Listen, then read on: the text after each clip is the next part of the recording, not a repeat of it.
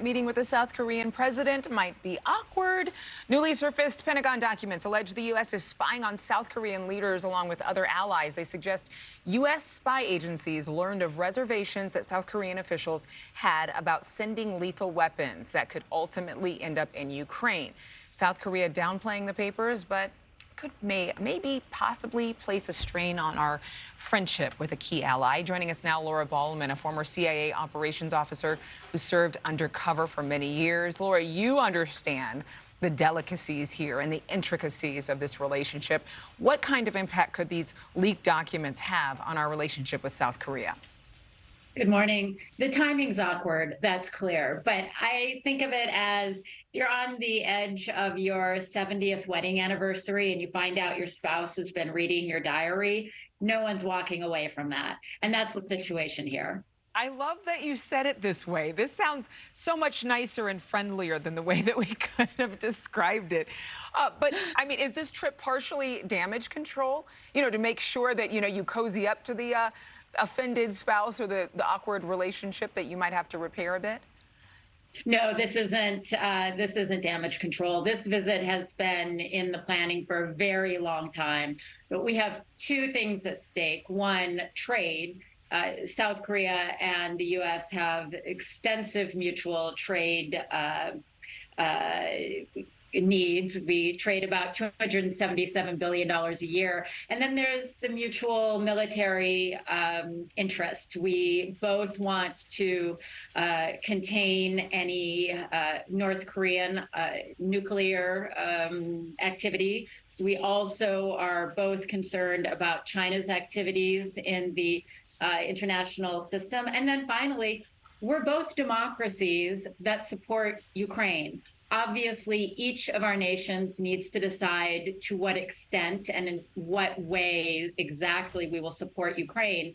The issue on the table that has now become public really centers around these 155 caliber artillery shells, which are standard NATO sizes, and Korea produces them, and they're not even producing at full capacity. So we, being the United States, would certainly like Korea to provide that to Ukraine, but they have their own internal domestic laws that have to be considered. They've been very supportive in terms of humanitarian and energy support to Ukraine. So we'll see how it unfolds. I think that no one's going to talk about this publicly during the visit. Certainly there will be what diplomats like to call, quote unquote, frank conversations behind closed doors. Yeah, and there'll also be a lot of saving face, notoriously, between the two countries.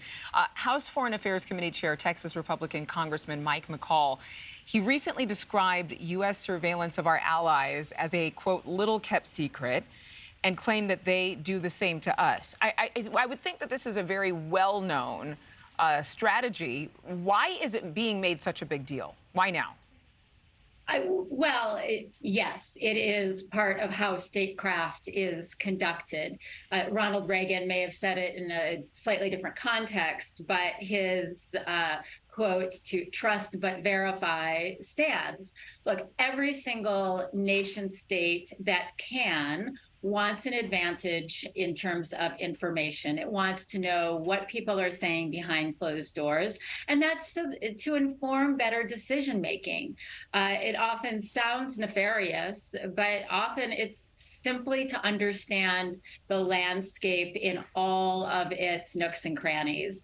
Why is it, to answer your question, why is it now of issue? Well, we had the leak of the young IT officer out of the Air National Guard that has been covered for the last few weeks. It looks like that is more of a security issue than a recruited asset situation. We don't know for sure, of course, yet. We won't know until the investigation is complete.